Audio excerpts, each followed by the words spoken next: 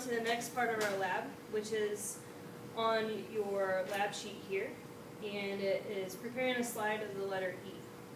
You can also follow along here on your lab instructions down below. In order to understand how a microscope works, it's easier to start with something that you know. So we are going to cut out a letter E. There's a piece of paper up here, or will be for you, that has letter E's printed on them, and they must be lowercase. So what you're going to do is take a piece of paper, you're going to cut out your letter E.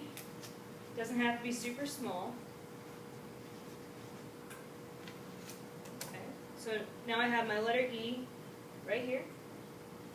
I'm going to get a slide. This is a microscope slide. I'm going to put my E on that slide and then take a dropper full of just basic water. Put the water on there. It kind of holds the paper in place.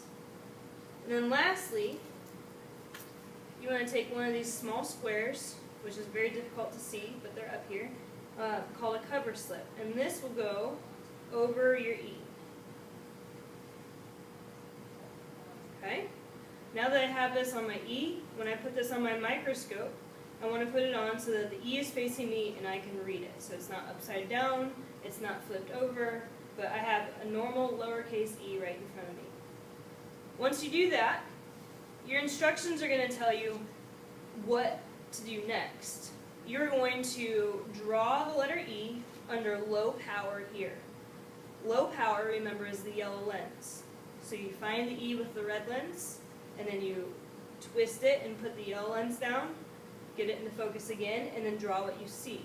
If the E takes up the entire circle, you need to draw it so that it takes up the entire circle.